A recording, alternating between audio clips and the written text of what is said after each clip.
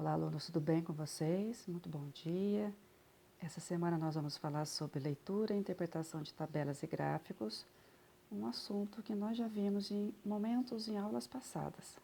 Vamos fazer uma pequena recordação dos elementos que compõem os gráficos. Bom, o gráfico ele é composto pelo título, tem um nome esse gráfico, assim como a tabela e o infográfico, tá? Para a gente saber do que se trata aquela tabela, aquele gráfico, aquele infográfico. Ele também tem uma fonte, ou seja, de onde foram retiradas aquelas informações para compor essa tabela, esse gráfico ou esse infográfico. Geralmente são fontes fidedignas, né, corretas, que nos informam de maneira clara e legítima, né, as informações. Nós temos aqui os números, que na realidade são dados que são fornecidos na tabela para a gente compreender o que ela quer nos fornecer de informação. E as legendas, caso haja necessário, às vezes um gráfico, uma tabela, um gráfico, né? Vem com cores diferentes, com várias informações, com várias entradas, e em função disso é necessário uma legenda para melhorar o entendimento desse gráfico. Bom, para as tabelas, além daqueles elementos acima, do título, da fonte, dos dados e da legenda, nós também podemos acrescentar subtítulos para esclarecer melhor ainda o entendimento da tabela, um cabeçalho, que tem a ver com as informações que há nas linhas e nas colunas, né, os nomezinhos que tem as linhas e as colunas, e o corpo, que nada mais são do que os dados fornecidos para essa tabela. E os infográficos, que é o que mais está aparecendo hoje na mídia, que a gente encontra nos jornais, na televisão, em revistas informativas, seja de saúde, de política.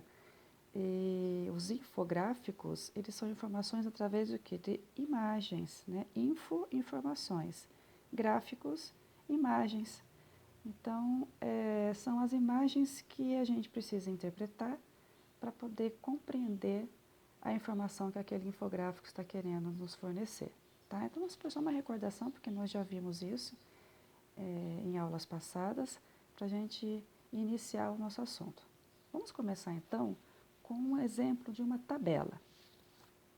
Olha aqui, eu tenho uma tabela que tem um título, como eu falei para vocês, ó. O título é Casos de Dengue. Tem a fonte, de onde foram tiradas essas informações. A fonte aqui é o portal R7, foi publicado em 13 de fevereiro de 2011. Tem os subtítulos, né? Estado, 2009, 2010, o cabeçalho, que são, por exemplo, os estados que compõem a pesquisa, tá? E os dados, né, o corpo da minha tabela, que são os dados que são fornecidos em função desse título aqui, ó. Então, quais são os dados? Então, são casos de dengue, como eu falei, a título, no ano de 2009 e 2010. E esses foram os estados que foram pesquisados. E aqui foram os casos, né, para cada um dos estados neste ano e neste ano. A partir dessas informações, a gente pode extrair uma série de dados, uma série de perguntas, de questionamentos sobre essa tabela. Tá? Por exemplo, quais desses estados aqui listados houve aumento do número de casos de dengue entre 2009 e 2010? Tá? Então, a gente vai comparar os números e vai ver em que estado ocorreram os aumentos. Por exemplo, aqui, no estado de São Paulo, no ano de 2009, tivemos um pouco mais de 12 mil casos de dengue. Aqui, um pouco mais de 208 mil. Opa, esse estado teve aumento. Então, a gente marca. Em Minas Gerais, em 2009, 55 mil casos. Aqui, 212 mil casos. Opa, também houve aumento. Não estou lendo os números quebradinhos, não, tá? Só estou lendo a parte aqui dos milhares. No Rio de Janeiro, 6 mil passou para 28 mil. Opa, esse estado também teve aumento. No Espírito Santo, 32 passou para 24. Opa, esse teve uma diminuição. Esse não entra na resposta. Goiás passou de 40 mil para 100 mil. Teve aumento. Em Mato Grosso, de 52 mil para 35. Opa, aqui teve uma diminuição. 99 mil para 46 mil. Aqui também houve uma diminuição. Então, significa que os estados de São Paulo, Minas Gerais, Rio de Janeiro e Goiás foram os estados onde ocorreram mais número de casos em comparação ao ano anterior. Houve um aumento. Né? Aí a gente pode, por exemplo, perguntar dos estados da região sudeste, qual que apresentou o maior número de casos em 2010. Olha que legal. Para a gente saber responder essa informação, eu preciso saber quais são os estados da região sudeste. Então, eu preciso também conhecer a geografia. Então, para interpretar tabelas, gráficos e infográficos, eu tenho que ser um bom leitor, eu tenho que ser um bom estudioso para conhecer outros dados, né, outras informações que me ajudam a compreender esta tabela. Tá? Então, eu sei que São Paulo, Minas, Rio, Espírito Santo são regiões, são estados da região sudeste. Aqui, centro-oeste e aqui, nordeste. Tá? Então, é importante eu saber outros dados, né, outras informações, para poder conseguir responder aos questionamentos que venham surgir de uma tabela. Tá? Então, esse foi um exemplo de tabela. Nós temos aqui, ó, vou passar para vocês agora um exemplo de gráfico. Olha lá, eu tenho um gráfico que tem um título, consumo mensal semestral de água nessa escola, Marta Ferraz, em 2012. Como eu falei para vocês, todas as informações têm que ter uma fonte. Mas esse gráfico que eu peguei aqui para ilustrar para vocês é um gráfico apenas educativo, ilustrativo, tá? Mas tem que ter uma fonte, pode ser Sabesp, Saeg e outras fontes fidedignas. Aqui é um gráfico de barras, tá?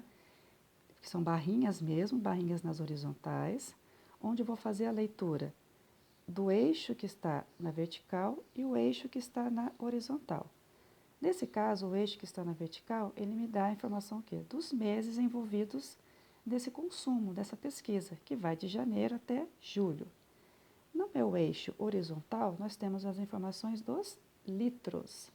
E eu vou combinar as informações que estão na vertical com as informações que estão na horizontal. Na horizontal, nós temos os litros que variam de 0 a 2 mil litros. Tá? Então, aqui a gente pode perceber o consumo que teve no primeiro semestre dessa escola.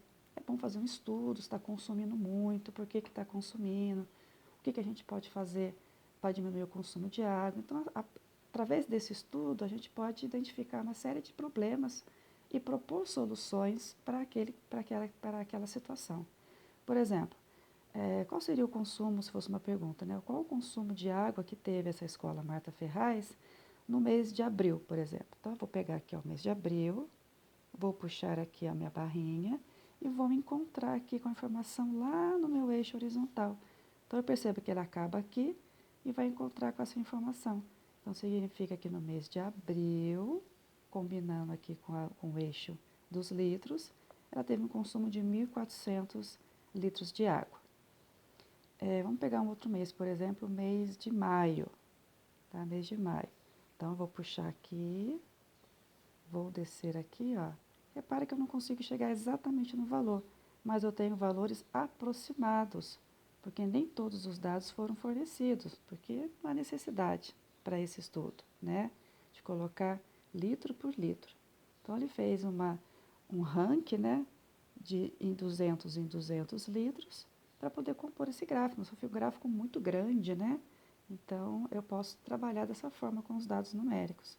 Então, repare que eu vou dar uma resposta aproximada, porque aqui 1.800, no mês de maio, foi um pouco mais de 1.800 litros. Eu posso colocar 1.890, por exemplo, 1.820. Então, vai ser um valor aproximado entre 1.800 e 2.000, tá? Então, assim, várias questões eu posso tirar e a leitura desse gráfico em função das informações que nos foram fornecidas, ok? O último exemplo a gente tem aqui é o infográfico. Olha o infográfico. Como eu falei, o infográfico, as informações são fornecidas através de imagens. Então, através de um desenho, eu consigo entender a informação que me é passada. Então, nós temos também um título, tá? Tem que ter uma fonte, como eu falei para você, esse também é um infográfico apenas ilustrativo para a gente conversar um pouquinho hoje, mas tem que ter uma fonte, por exemplo, do INPE, que seja, né, algum órgão que trabalha com previsão do tempo. E aqui ele dá a previsão do quê? De quais dias? Sábado, quinta, sexta e sábado. Então aqui eu não preciso falar a temperatura de cada dia, mas eu tenho uma previsão do que acontece nos 3 períodos, apenas pela imagem, ó. Então de manhã eu percebo que está um solzinho com uma nuvem clara, à tarde já chove e à noite também permanece chovendo. Na sexta-feira de manhã também está solzinho, à tarde também está um solzinho no meio das nuvens, mas não chove, e à noite também não chove mais. E no sábado percebam que a previsão é praticamente a mesma. E ao lado aqui ele nos dá informação sobre as temperaturas mínimas e máximas que vão acontecer naqueles dias, tá?